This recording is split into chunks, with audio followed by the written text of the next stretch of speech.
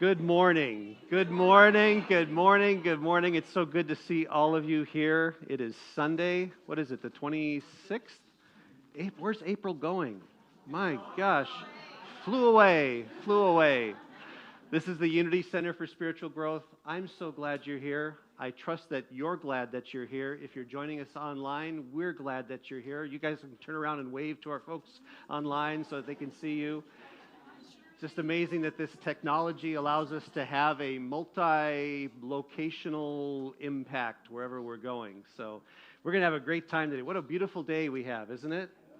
Spring in Coeur d'Alene. I don't know if there's anything better.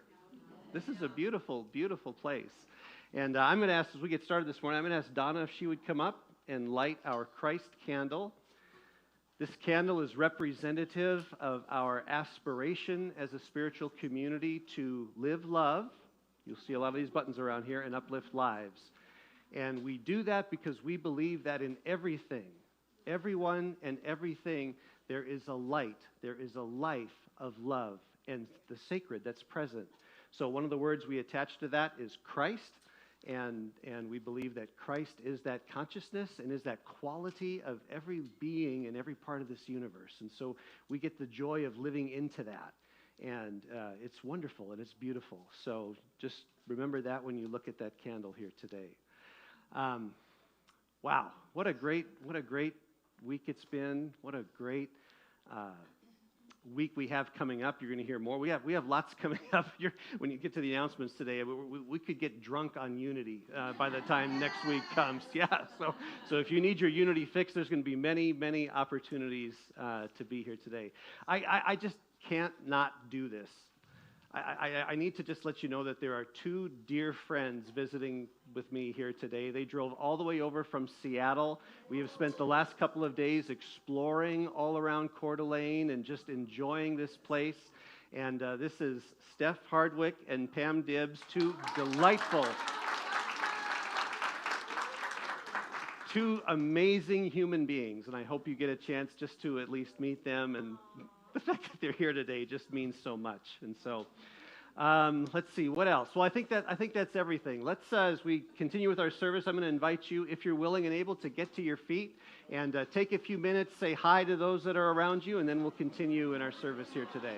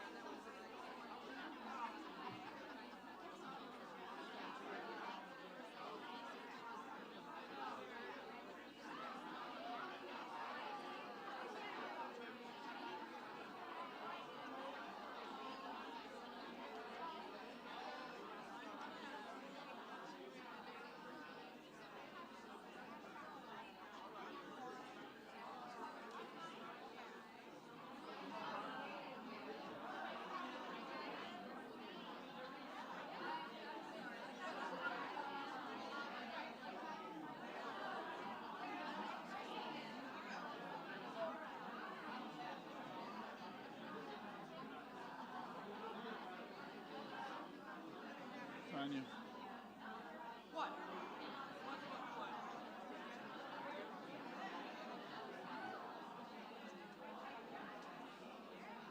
Hi.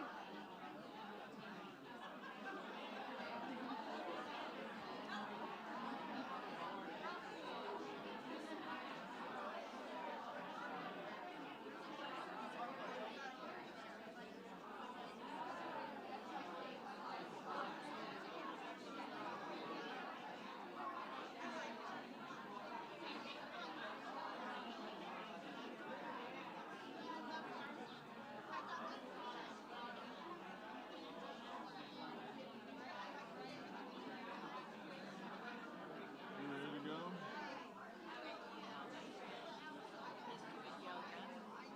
Are you ready to go?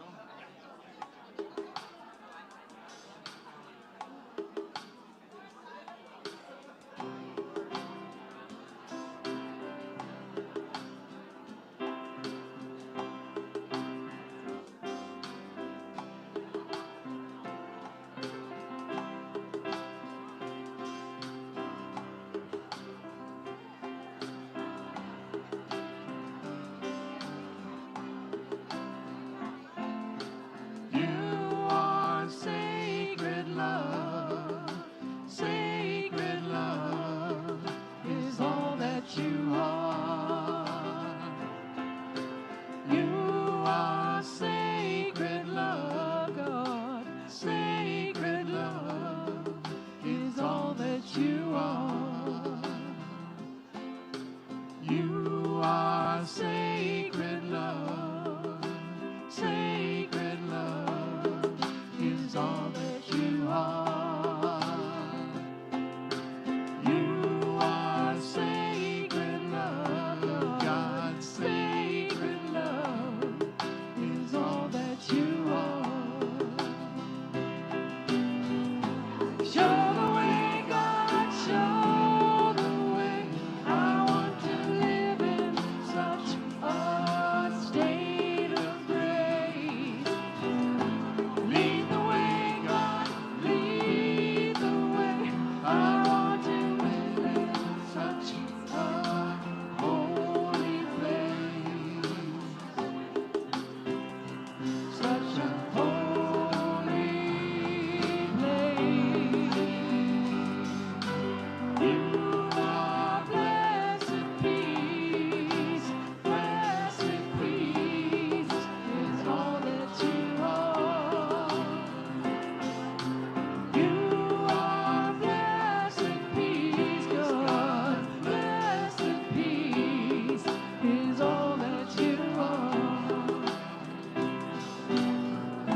Show the way, God, show the way. I want to live in such a state of grace. Lead the way, God, lead the way. I want to live in such a holy place. Such a holy place. You are blessed joy, deepest joy is all that you are. You are deepest joy, God, deepest joy. That's all that you are. Show the way, God, show the way. I want to live in such a state of grace. Lead the way, God, lead the way. I want to live in such a holy place. Such a holy place.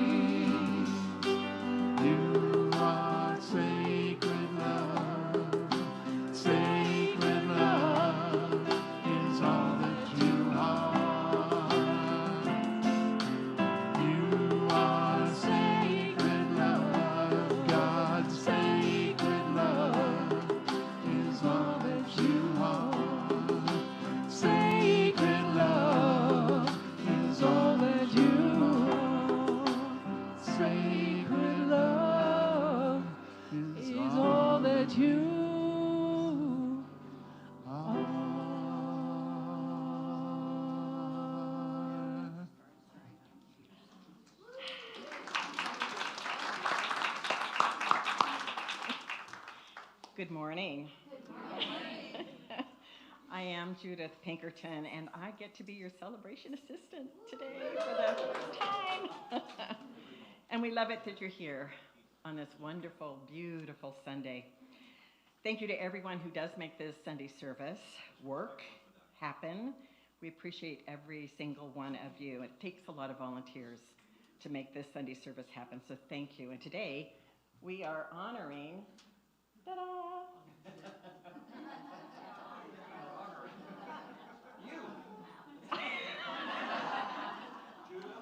Yeah.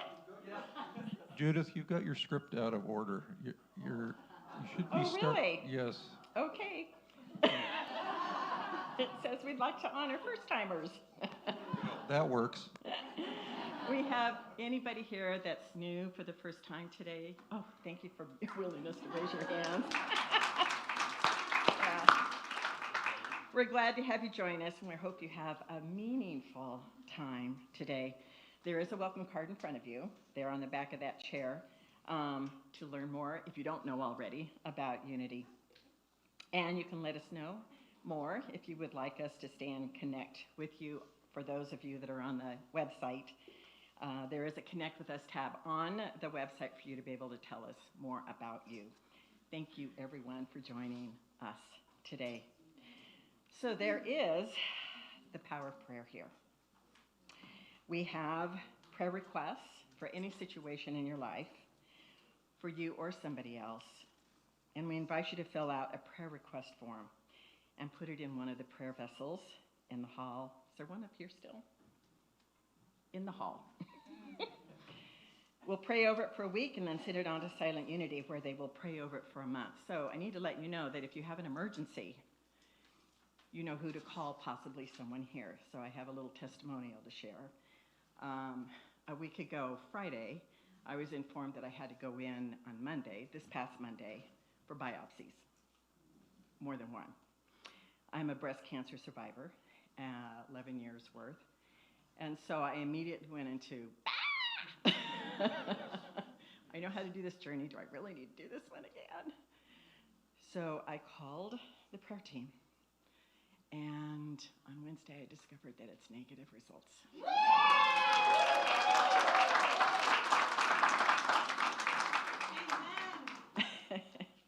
So thank you, prayer team, for being involved. Prayer works.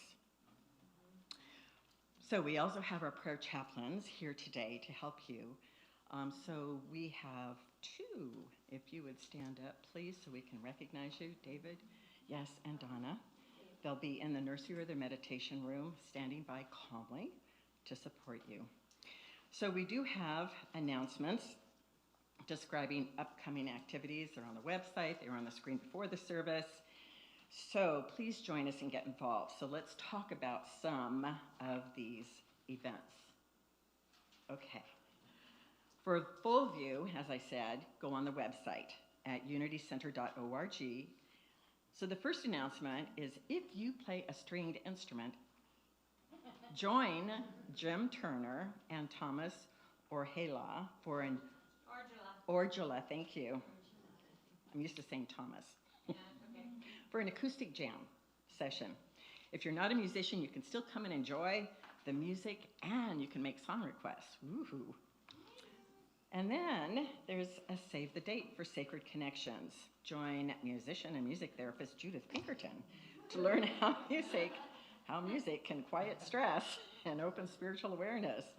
Explore how certain sounds can pull you toward fear, gently restore you to peace, and discover the science behind sacred sound and why music can shift the body faster than words. You can register online on the website. And then we have our community garden, which offers new and seasoned growers access to organic garden plots. The garden features access to tools, automated watering throughout the summer, and the company of other enthusiastic growers. Each plot can be reserved for the growing season for only $45 each. Includes watering, everything. Then next, we have a gathering. I don't know who has been involved with this. I have, and I love it. Divine Dining Group is tentatively planned for the end of May, so a month away. If you're thinking about joining this outing, check in with Laura Seidel to reserve your seat. So Laura is right here, raising her hand. Yes, it's an absolute tear-jerking moment in dining. And then we have our groundskeeping team who is seeking input on what to prioritize. There are many potential projects to address, so your thoughts will help to clarify what to focus on. If you have feedback to share, or if you are interested in serving on this team, you can contact David Cruto, who is going to stand up here and tell you more about that. And then I think I can sit down, right? Yay, I'm done. Come on up, Dave. Oh, okay. Brian, could you put the slide up, please? Okay, there's what we have. A little piece, 4.2 acres. It's an awful lot, takes a big rake or a lot of small ones. So we really need all of you who can sign up today. The sign-up sheet will be out available in the hall and a few other places for next Saturday, May the 2nd. We need to have some cleanup work done. We're going to have people from the group, groundskeeping group, working with you. So we're going to divide the sections up. You can see we have quite a bit. There is, yes, parking lots and all that stuff, but there's a lot of pine cones to pick up and other things. So we need to have you sign up. If you have a pickup truck, just put the big U in there and circle. This is, unfortunately, it's a labor of love, but we need to do it. And if we can please show up for this activity, you're going to save us $1,000 plus, because that's what it costs to clean the yard up if we have someone do it. So please, please, please look at the sign-up sheet. Sign up, be part of it. We're going to feed you, but you got to work for your money. Work for your meal. Okay? Come on. What's up? Are you done? I'm done. Well, get here at 10.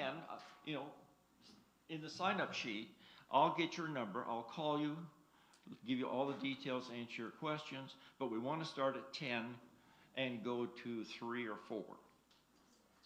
And we'll put you into little groups and a guided person from the groundskeeping crew. And we'll just work in independent groups and get this place cleaned up. Please, let me answer questions afterwards. We want to stay on time if we can. Thank you in advance.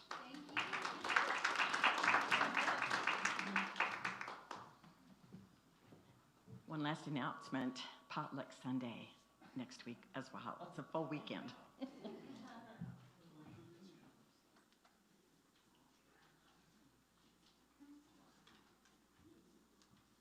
And I am back.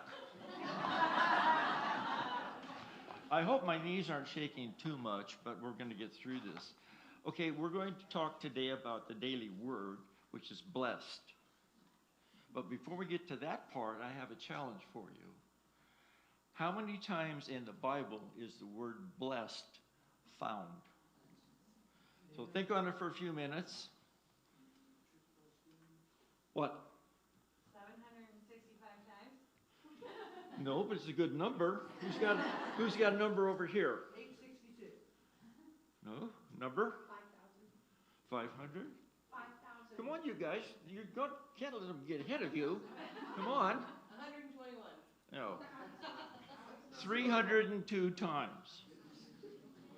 So if James chose to just use this word blessed, he would be here for 5 years and 7 months every Sunday just with that one word. So it's a very interesting thing, this thing we call the Bible. And also some of the adjoining documents that go along with it. This is concordance. Everything in the Bible is in the concordance. And it tells you where it is and a brief description of it. So if you're curious, they only cost $50. Okay, I am blessed with peace, calm, and the love of God.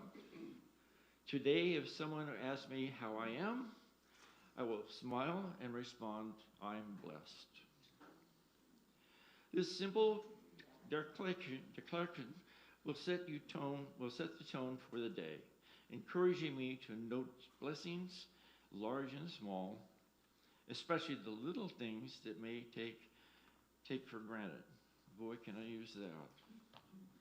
I will also be mindful that God is the source of all of my blessings. I find my greatest blessings in the grounding of myself in God's graces. It brings me peace, calm, and calms my fears and brightens my dark, difficult times.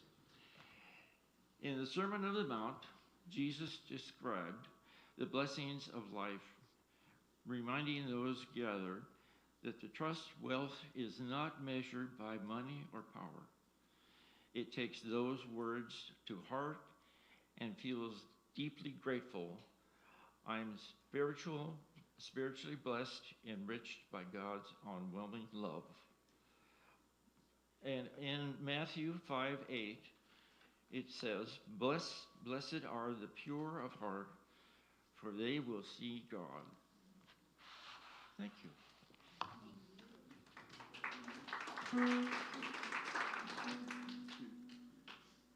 Standing like a tree with my roots tucked down, my branches wide and open. Come down the rain, come down the sun, come down the fruits to a heart that is open to be standing like a tree with my roots tucked down, my branches wide and open. Come down the rain, come down the sun, come down the fruits to a heart that is open to love. Hum, hum, brum, hum. Hum, hum, brum, hum. Hum, hum, brum, hum. Hum, hum, brum, hum. Hum, hum, brum, hum. Hum, hum,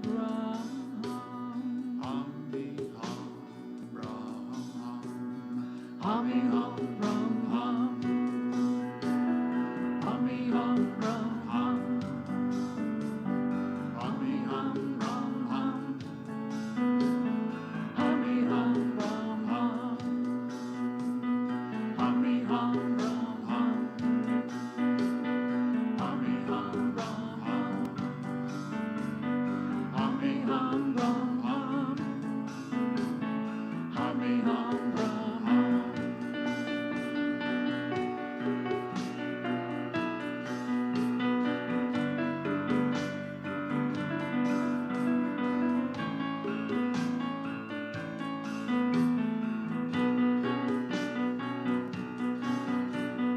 Standing like a tree with my roots tucked down, my branches wide and open. Come down the rain, come down the sun, come down the fruits to a heart that is open to me. Standing like a tree with my roots tucked down, my branches wide and open. Come down the rain, come down the sun, come down the fruits to a heart that is open to me. Standing like a tree with my roots tucked down, my branches wide and open. Come down the rain, come down the sun, come down the fruits to a heart that is open to love.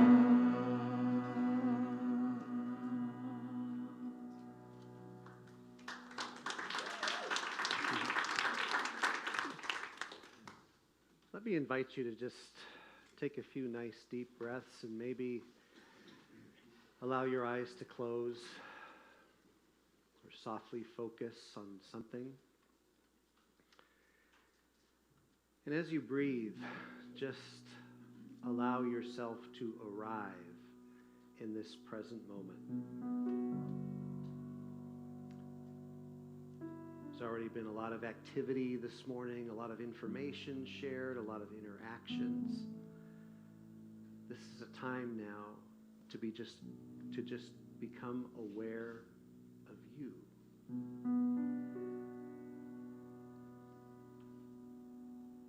Noticing the sensation of breathing in and breathing out.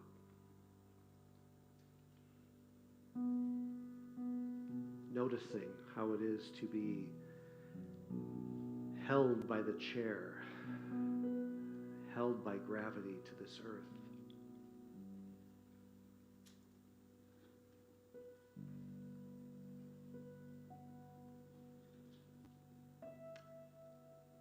And then just allowing your awareness to drop inside.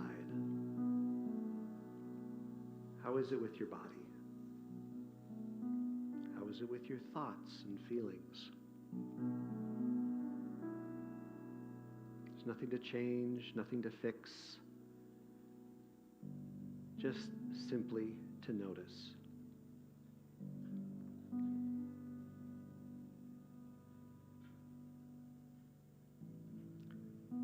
There's a saying that offers an invitation to be still and know that I am God.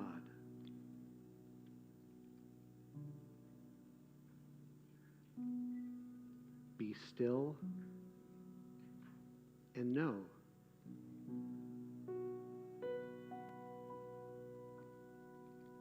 Be still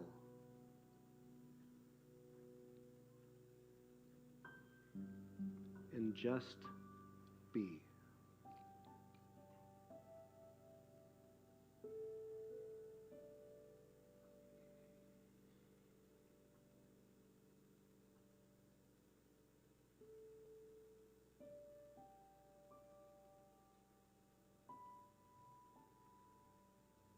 How is it to be?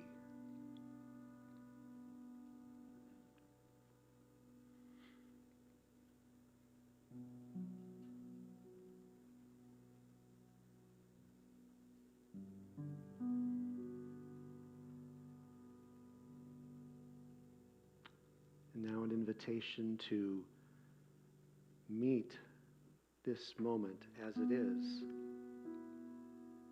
with curiosity and kindness and love.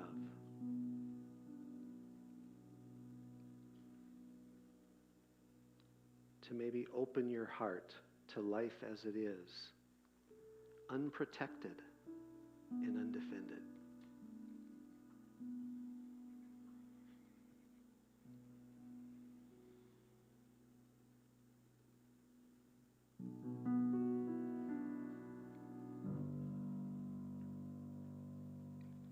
And then gently bringing your awareness back to your breath, to your body, to the sounds, to the other beings that are here.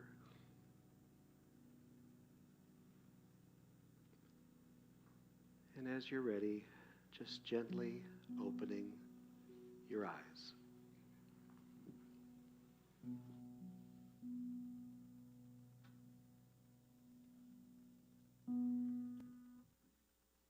Standing like a tree with my roots tucked down, my branches wide and open.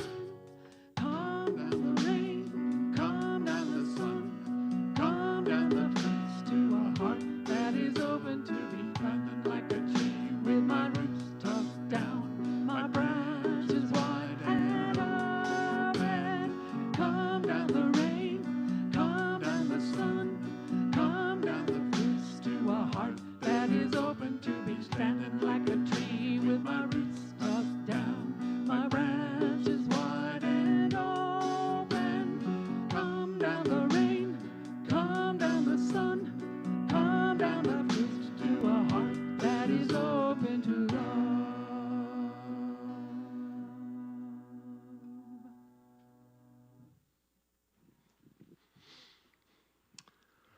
Oh, the things we can learn from the trees, yes? And we're blessed 302 times, was it? At least in the Bible. Yes. Yeah, okay. You know, to just have trees that we can just be with here. It's wonderful. So thank you. Thank you, Gwen. Thank you, Paul. Interesting little moment here. I don't know if you all noticed something, but I just had a little experience a few moments ago during the opening song when they were singing. and all the chatter that was still going on in here as they were singing, And so this is all about part of learning and everything like that. A younger part of James Kress would have got up in the middle of that and said, "Hey, everybody, we are now singing a song. Could we please direct our attention to our musicians over here?" But I didn't do that, and 'cause I don't want you to feel disrespected or dishonored or anything like that. And yet, it was almost like this experience of just the apparent chaos of life. Have you had experiences like that before, where life just seems chaotic? It just doesn't seem to make any sense. It's just weird, And so I was just sitting down here, and again, just being down here, you sort of get everything. But it was amazing to hear this beautiful music, this beautiful song going on, all of the buzz and all of the chatter going on out here, and me just in my quiet little moment going, wow, what in the world is going on here, And it's the unfolding and the expression of love. And love, as it unfolds and expresses in our life, sometimes it's beautiful, blissful, glorious, yes? And other times, just plain weird. Do you ever feel like life is just messing with you sometimes? How much crazier, how much more absurd, how much more can it be, But that's really why I'm excited about this little series that we're in here. We're talking about for the next few weeks. I'm not sure how much longer it's going to go, but we're going to talk about from stewardship to kinship, sacred relationship. This idea of being in sacred relationship in the many different ways that we relate to things. We relate to ourselves. We relate to others. We relate to creation that's around us. We relate to our jobs, our careers, all that kind of stuff. And my invitation here is to invite us to see these relationships in a new way, to maybe see them with new eyes, new minds, new ears, and new thoughts. And the general invitation, this will be repeated throughout this series here today, is to consider this. We are not here to save the world, but we are here to belong more fully to it. And I think that's just worthwhile to just allow to soak and to marinate in. Because I don't know about you, but my default response is, from the story I just shared with you about the service later on, I want to manage, I want to control, I want life to be ordered and predictable and scalable and all of that. And that's part of what it means to be human. But I think the more lasting and the more eternal, timeless value is to think of, no, I'm here not to save the world, but to belong more fully to it. Think of it this way. Oftentimes we think that we are human beings trying to have a spiritual experience. Have you ever thought that way before? I'm here in this human body, and so I'm going to go from here to here to here to here to here to find this spiritual experience. What if the reverse were true? We are spiritual beings having this human experience. To me, it just adds a lot more lightness and laughter to it, And at times it's kind of scary. Why? Because if I'm a spiritual being having a human experience, this life is kind of pointless. Yes? Steph and Pam and I yesterday, as part of our exploration, we went to a seminary. It could be a seminary. Cemetery. Yeah. Seminaries can become cemeteries for people, yes. But we went to a cemetery. Why do I keep saying that? We went to a cemetery, and I've told you this before, but there's something very spiritual for me about just being in a cemetery. Why? We're walking around, and there's tombstones or gravestones that are there, and most of the gravestones that are there have three things on them: a name, 2 dates, and a dash between the dates. Yeah. This human life that we live is just that little eensy-weensy dash between 2 dates that come. And I mean, to think about that, to juxtapose that into the question that we all have, is my life meaningful? Do I make a difference? Did I matter to someone? In relationships with our parents or with a former spouse or with a friend, this nagging question is, did my presence matter? Did my presence make a difference? Did my presence make an impact? And that's a normal human question. But it seems that as we go throughout life shows us that it really doesn't matter.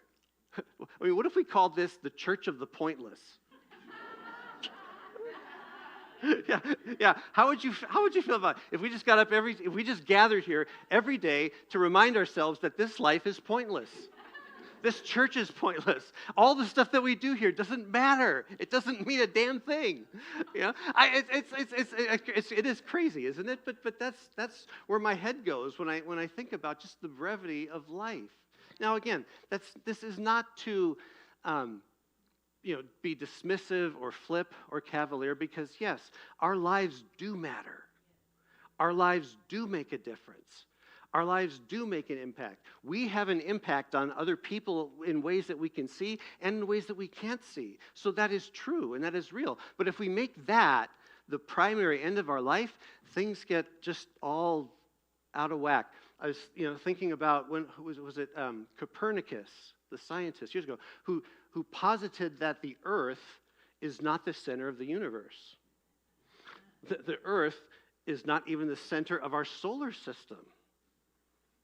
The Earth revolves around this thing called the sun. And the slowest people to embrace that?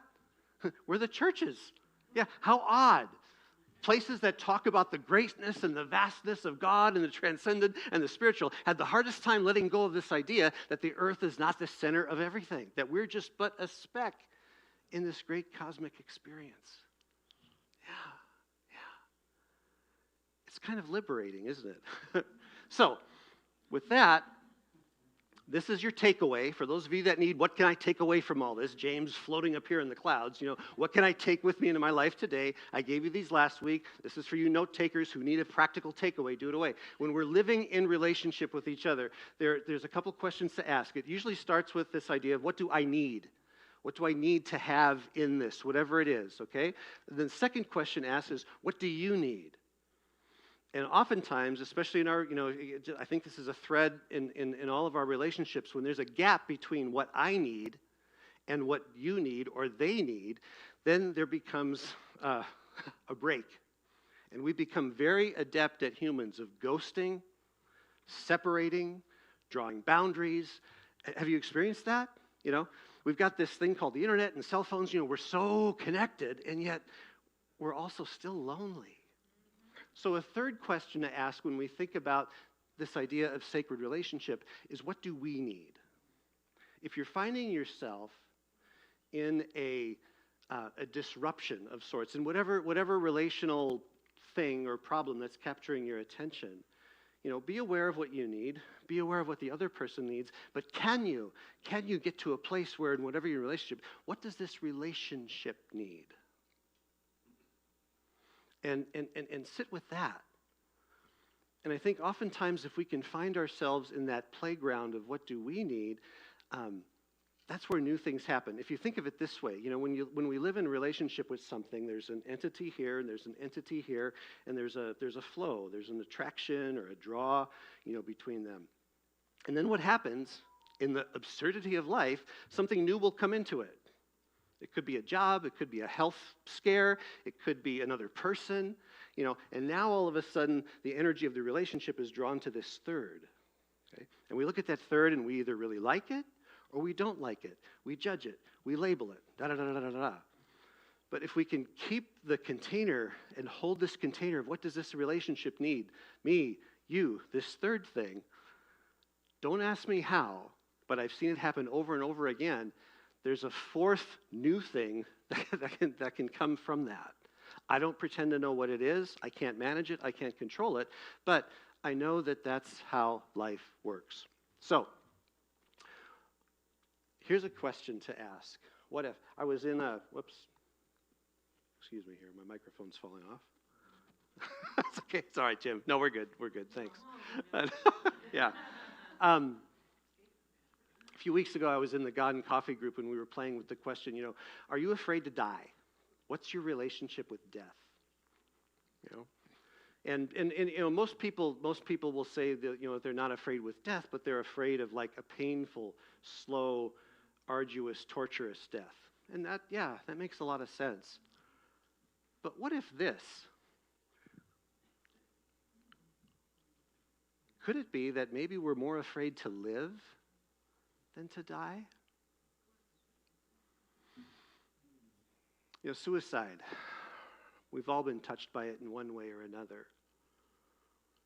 And the more I'm touched by it, the more I observe it, I think there's something going on, that it's not so much that a person wants to die as much as they want to avoid the reality of living.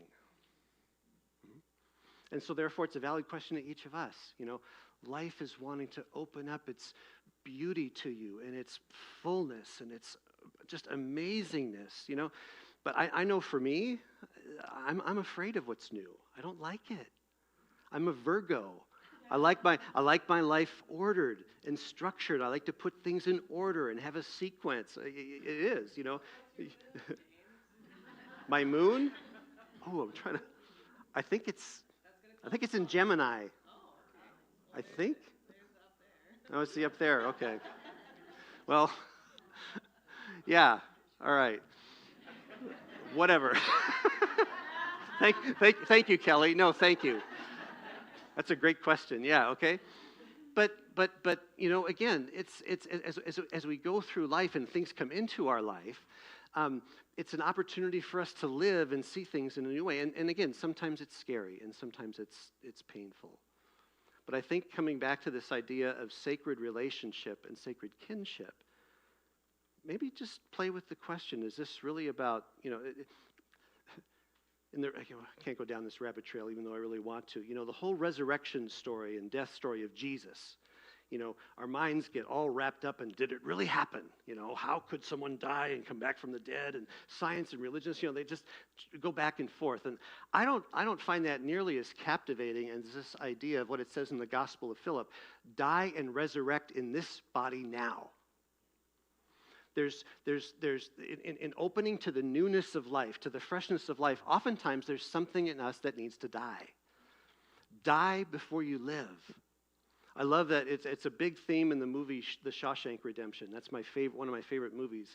And it's this whole idea of living in this prison and dying before you can go out and live. So what I'd like to do here is share with you 5 sacred values of kinship and then reflect on it in a couple of ways. These 5 sacred values are inspired by the author Randy Woodley. So Randy Woodley, if this is interesting to you, you can Google him and see where these things come from. But he wrote these things, and they've just really grabbed my heart, and so I want to share them with you and add my own reflections to them to try to kind of put a little context around what we're talking about here. So the first value is to see life as harmony. Gwen, can you help me with something? Think of a 3-note chord on the piano, okay? And would you start by just playing the individual notes of those chords? Chung, chung, chung. So in just a minute, okay? And then I'll have you play all 3 of them, okay? But harmony, I really think, just to understand this tonally will help. So go ahead, just play 3 notes of a chord.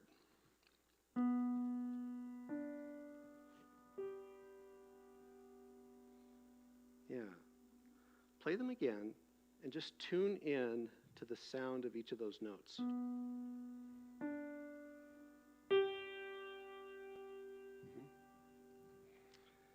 In the West, thank you, keep that same chord in mind, all right? We compartmentalize. I've got my spiritual life. I've got my physical life. I've got my economic life. I've got my family life.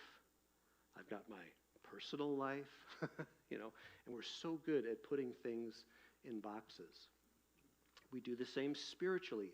Each one of those notes could represent an experience or an expression of spirituality in the world. Are each of those notes the same? No, they're different. Okay? And again, if we just park on how different they are, we create these illusions of being separate and different from each other. Would you now play all three of those notes together? Yeah,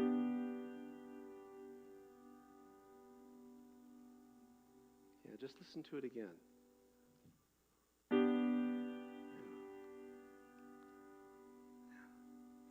Harmony. Play something disharmonious, like a tritone or something. No, yeah. Well, yeah, no, yeah. No, but it's so funny. Again, and churches are so weird. I'm a music major, and so we studied the evolution of music in the church of all things where it started. But there's a tone. Can you play a tritone, an augmented fourth? Just one and a sharp four, like a C and an F sharp. Yeah, play it again.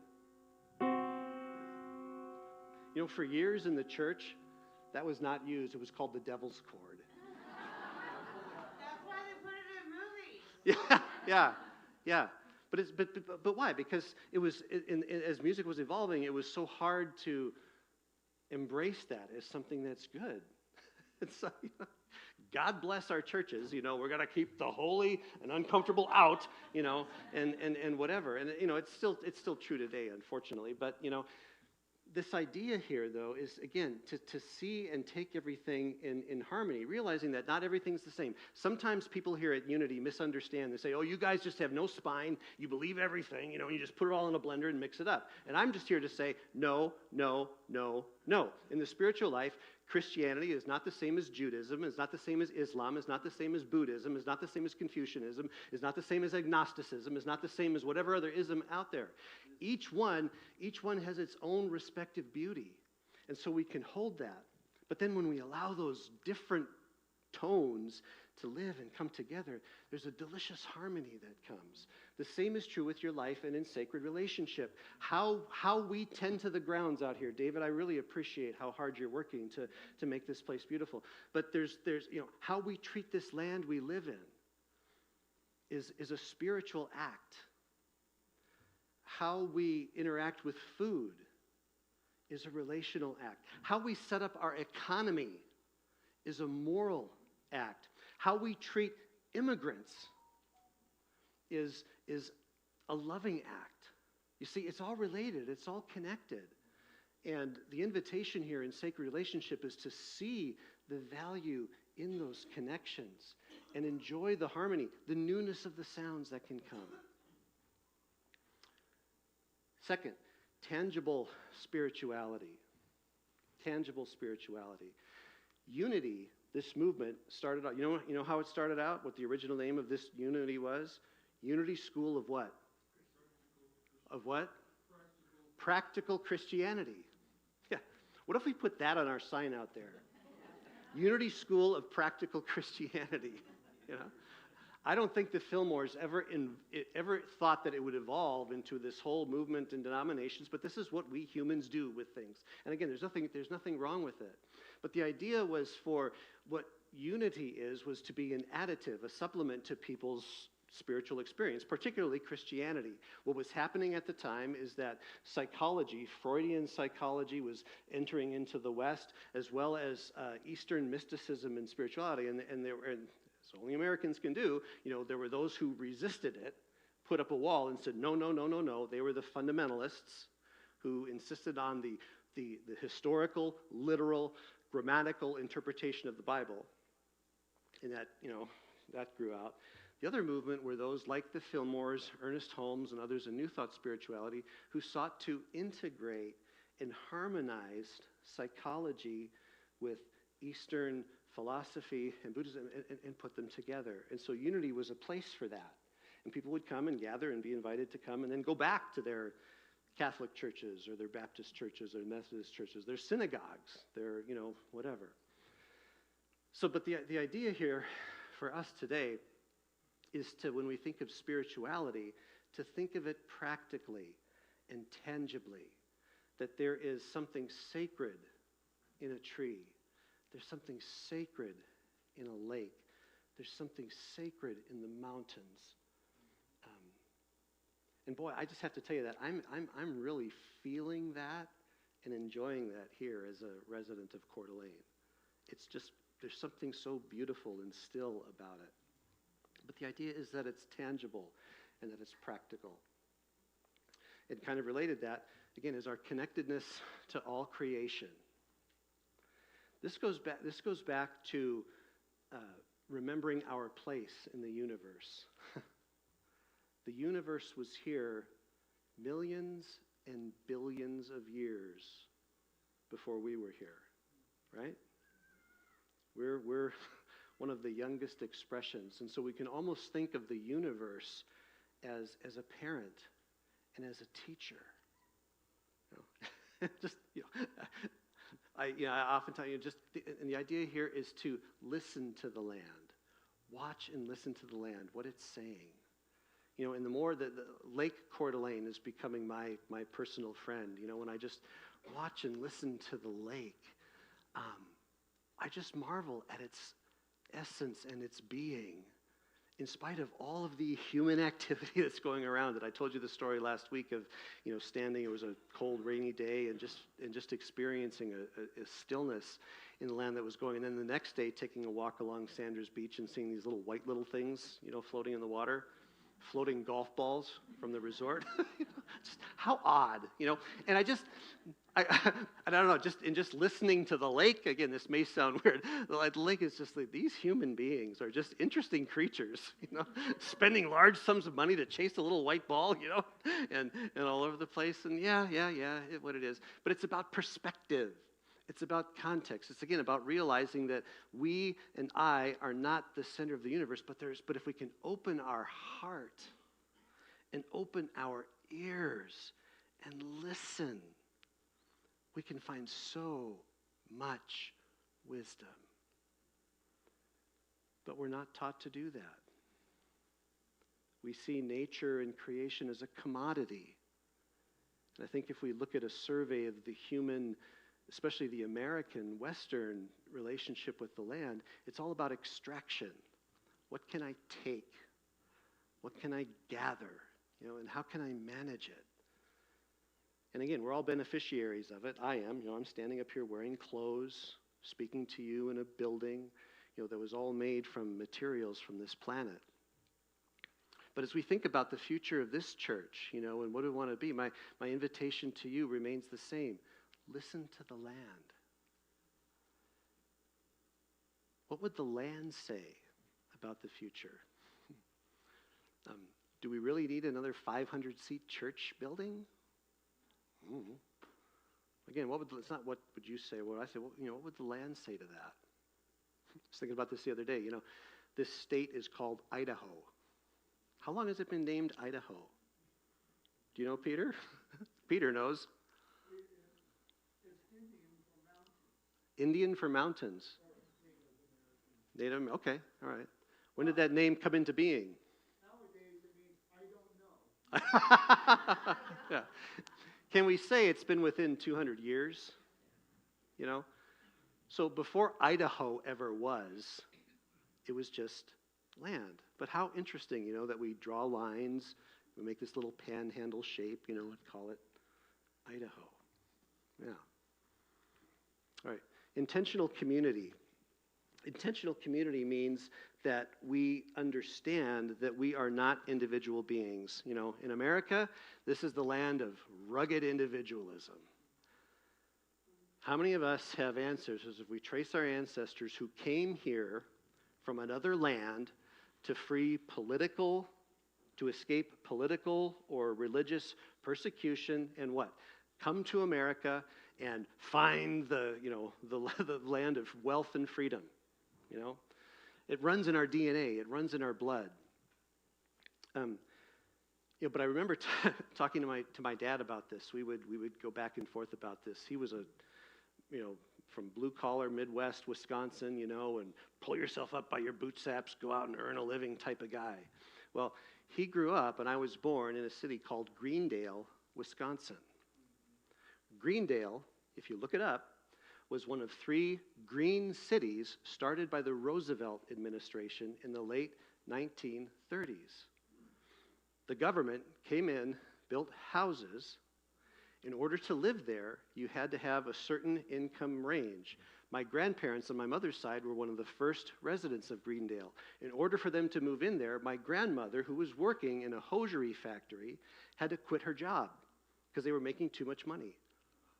But they were moved in, and they were part of the original tenants of Greendale. Later on, my dad's parents moved in there. And after a time, people were offered the opportunity to buy their house from the government. So I had to remind my dad, you grew up in government-subsidized housing. You know that, right? Then I said, you get Social Security, right? Yeah, but I get what I pay into it. No, you don't. It's a progressive tax, okay? Do you get Medicare?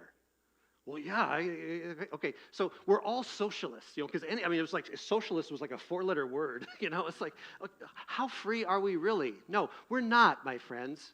I don't mean to get all political, but we are connected. And what happens is life has this way of dismantling these illusions of separation and creating visions of reality. Let me tell you a story from my personal life. If you were here last week, you heard me tell you that one of the gifts that this land is giving me is a very clear message that I've never experienced before, that I belong here just as I am. And I know that because my body knows it. When I tell you that, and even tell you that now, there's a stillness, there's a peace, and there's a spaciousness. I belong here just as I am. It's cool. It's like, just zen out on it, man. It's great. And then what happens is these strange new thoughts enter my mind. This might mess with some of you. I've just gotten the sense that I'm going to slow down becoming an Idaho resident. Can I live here just as I am, as someone who's lived in another state that we humans have called Washington? There's some guys I work out with at the gym downtown. They say, you can't drive those Washington plates here. People are going to curse you out, especially because mine are University of Washington vanity plates, and that's just like, you don't do that here. So I did a little experiment last week. I think it might have been Wednesday morning. I thought, I'm just gonna do something. I sometimes take an early morning walk on the Tubbs Hill Trail. I'm going to put on my University of Washington sweatshirt and my University of Washington cap. And I just wanted to track my experience as I was walking the trail. I kid you not, as only God and all of its messing with this life would have, within the first 5 minutes of my walk, I passed not one, but two people wearing Washington State Cougar sweatshirts. Yeah. And you know what? As we passed each other on the trail, we had the most friendly, delightful greeting. We could look each other in the eye and say, good morning, good morning, good morning. People here are so nice and so friendly, And as I was tracking my own experience, it was like, oh, wow. Okay, I'm not some alien from another land. I'm loved and welcomed here. And those people wearing a shirt from, a college that, we're not enemies. We're just different. And then, about 5 minutes after that, I passed a gentleman wearing a USA hat. And I thought to myself, I'm an American. I'm a U.S. citizen. And I don't know if Idaho wants to become its own country. I may have to get a passport and pass a citizenship test or whatever. But you notice how my mind went there? Yeah. And when we think of immigrants coming here, what do we say? Speak the language, eat our food, drive like us and all that kind of stuff. And okay, sure, yes, that's helpful, But can we really welcome other people here too, as they are? Can I experience a sense of welcoming and belonging as someone that's just growing up here? The reason this is important is there's a pattern that I have in my life of wanting to belong, of wanting to please, of wanting to blend and shape in. It's kind of like a chameleon shapeshifter thing.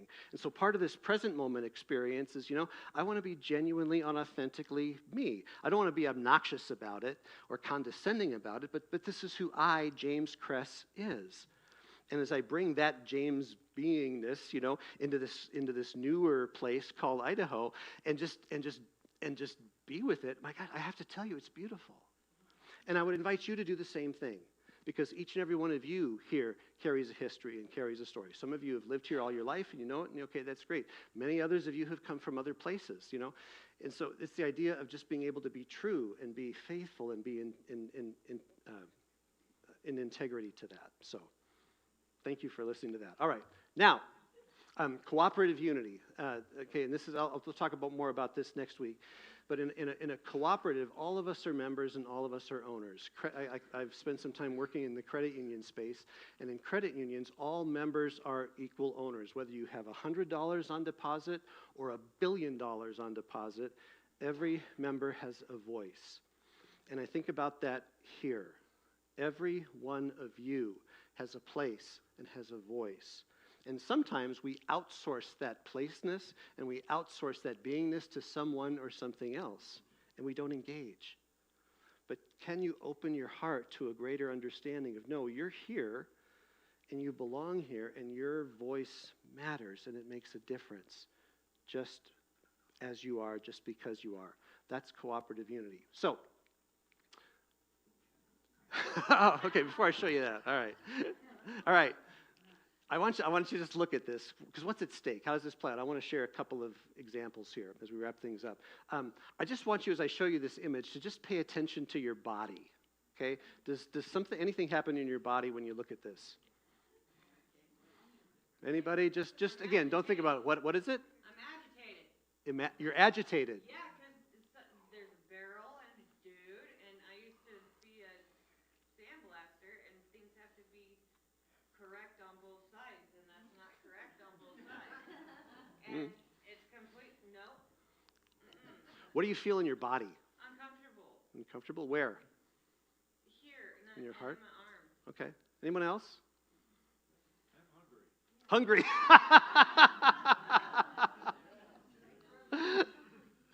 Anyone else? Peter? I'm not sure since I'm not a big Cracker Barrel fan, but I kind of think I don't recognize any of the images, so I think there's a trick question involved. What's James up to here? Okay, all right. What's that? Yeah. So anyway, so just so you know, I'm a part of a men's circle, and we were doing this session on, they called it quantum leadership. It's like, oh my, what is this all about? It's learning about how to read the energy and the vibration of a group, you know, when you show up. And so an example that they used is Cracker Barrel. Now, I didn't grow up with Cracker Barrel on the west side. It's not over there, but I've experienced it in the south when I go to visit my daughter in Georgia. And since I've come over here, you know, one of the early places I found is Cracker Barrel. I love Cracker Barrel. Give me my 6-egg omelet, my 12 pieces of bacon, my 6 pieces of sausage, my biscuits and gravy, my stack of pancakes. Oh, baby, I'm in food nirvana, you know. And I learned that something happened at Cracker Barrel that caused a great stir. And it was the new CEO coming in and offering to revise the logo. Now, I mean, if it were me, you know, if you're going to mess with the menu, I might have something to say, you know, give me my full-on breakfast. It wasn't messing with the menu, it was messing with the logo. There were people who thought that the removal of the man was an assault on white culture.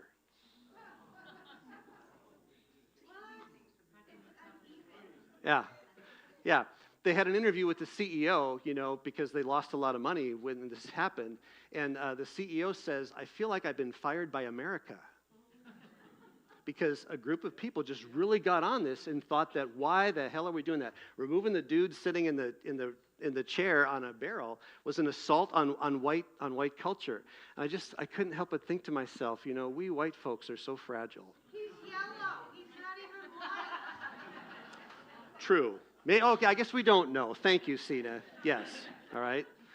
But many people saw Cracker Barrel, you know, as this, you know, whatever it was. But it's just, you know, and again, I'm trying not to, even though it is coming across judgy, I don't mean it to be judgy or condescending, but just to notice how something as subtle as shifting a logo of a long-time thing can be so disruptive. Yeah. And so coming back to this idea of sacred relationship, the idea is to hold your reaction to it, whether it's icky or whether it's pleasant or hungry, you know, whatever it is, hold it in love. Hold it in curiosity. Hold it in judgment. Because even the people who were averse to this, I'm sure had things that they were, afraid about. And again, we're not here to demean or diminish or put that down, but to get to know it. Yeah. Yeah. Yeah. One of the things that I love about Coeur d'Alene, what I love about Idaho, is this energy toward nostalgia. One of the first people I met here said to me, if you like America the way it used to be, you'll love it here in Idaho. Okay. And I get it. This place reminds me a lot of Greendale, where I grew up. Mostly white, people from similar economic things, lots of families and all that kind of stuff. Yeah, it feels really good. Here's the invitation. Keep leaning into this nostalgia. Keep going further back. What happens is we go back, but we sort of stop at the 50s or the 60s.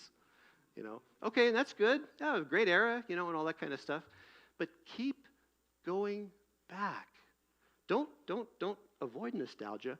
Really feel into it and see where it takes you. I think you might find that we have more of a common ancestry than you think. One more image I want to show you here. Sexual orientation and expression is another one of these confounding things that happens, right? And it's the centerpiece to our existence as people.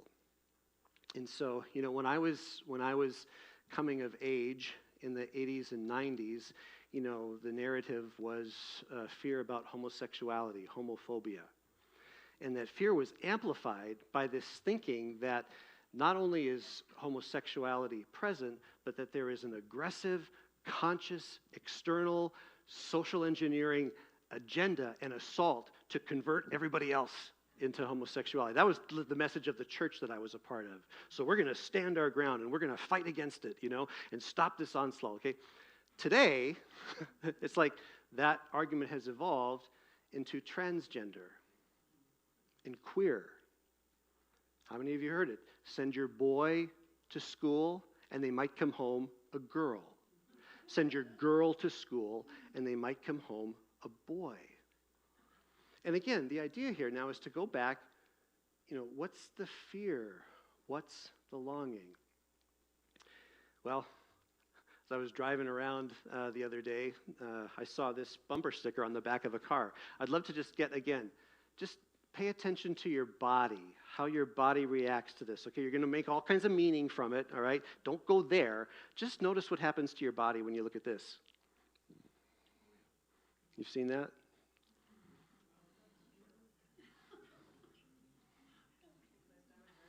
What?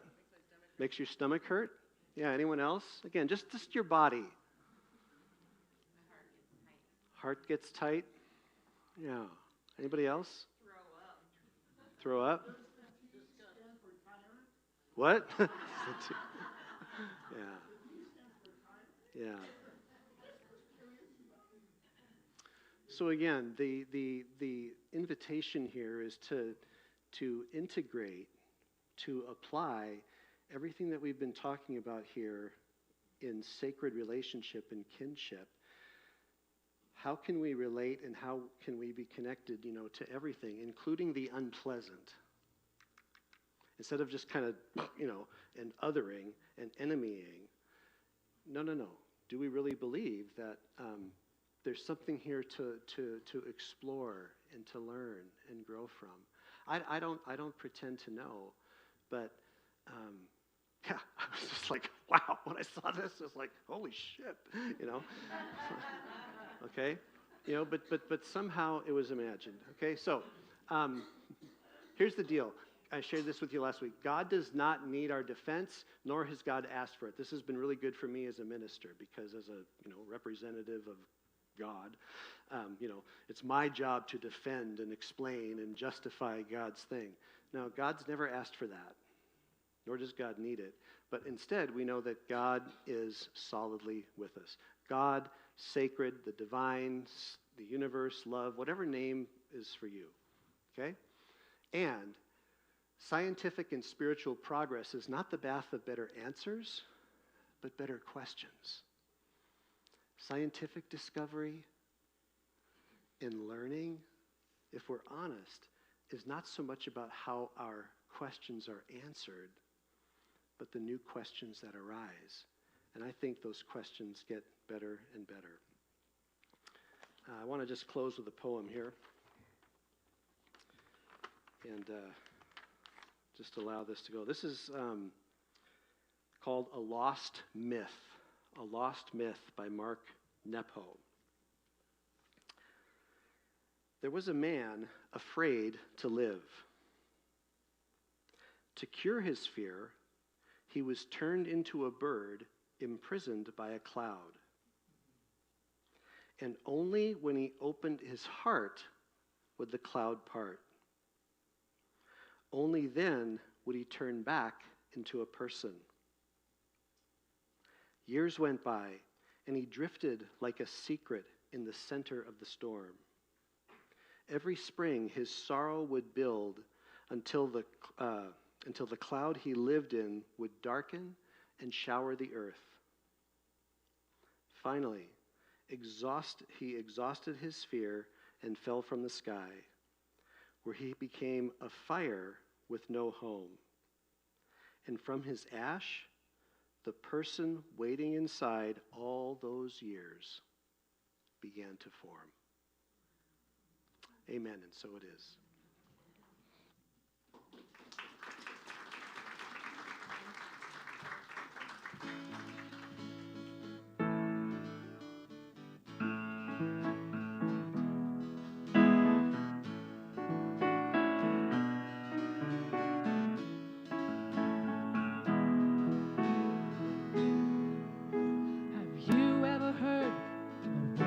Trees talk to one another through the soil and the breeze.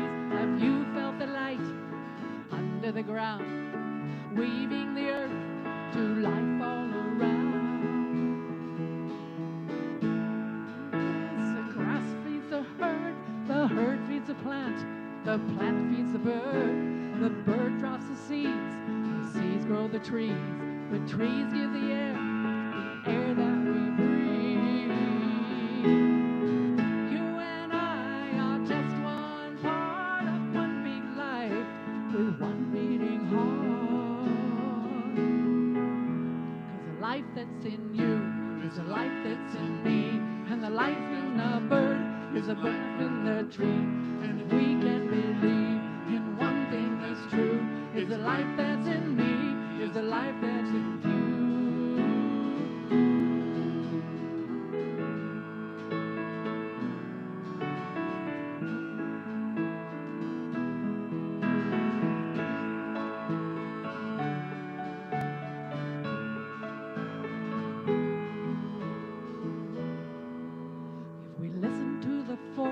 We'd hear that it spoke. There's a message blowing through the maple and oak. And if we try to pick something out by itself, we'll find it's connected to everything else.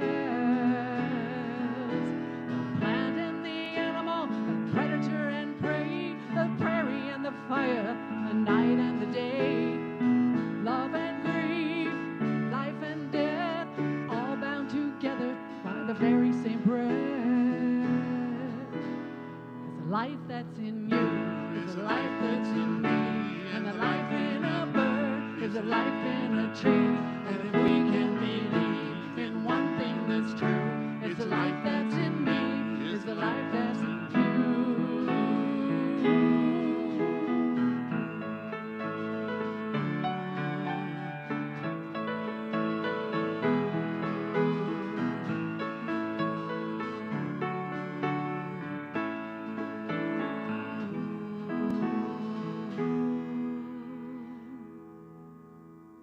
Because the life that's in you is the life that's in me, and the life in a bird is the life in a tree. And if we can believe in one thing that's true, is the life that's in me, is the life that's in you.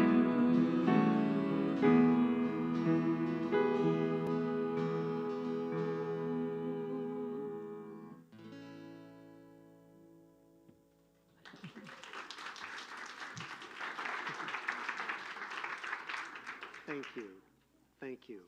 That song was an 11th hour request from me to put in the service here today, and Gwen and Paul worked hard to share that with us this morning. Thank you so much. I appreciate it. We're going to continue this morning receiving our offering. So if you're online and would like to contribute, you can see online that there's a way to do that. For the rest of you here, we just want to prepare for that and say our action statement here as we prepare to give this morning. Divine love through me blesses and multiplies all that I am, all that I have, and all that I receive. Thank you so much for your participation and generosity this morning.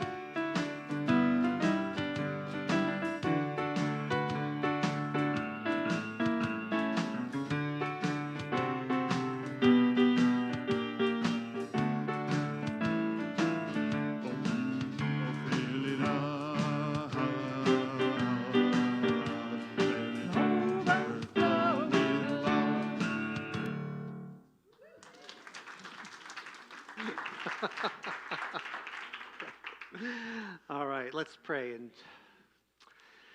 yes, we just open our hearts and let everything overflow with love. All there is love. All that stays and remains is love.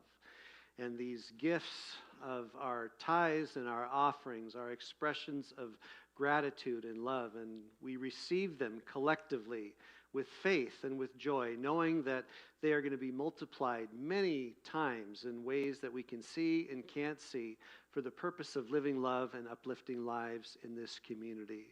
And so for that, I give thanks. We give thanks. Amen.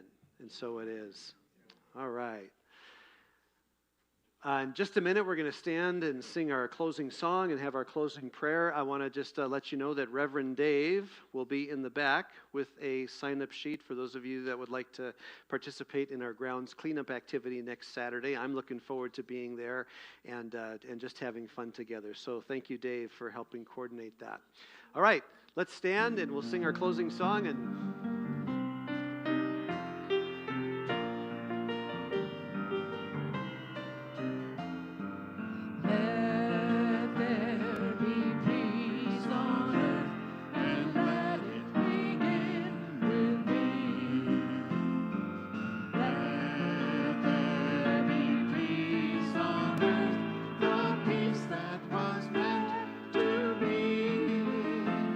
with God.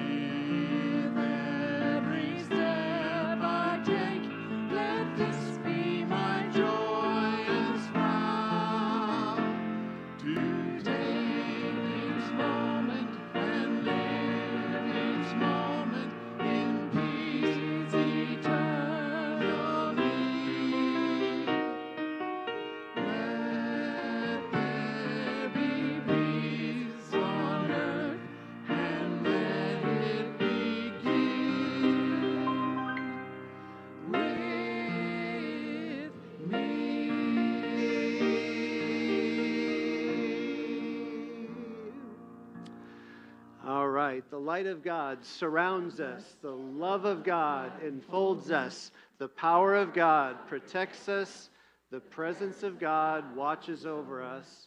Wherever we are, God is, and all is well. Amen. Thank you for coming today. Have a great day.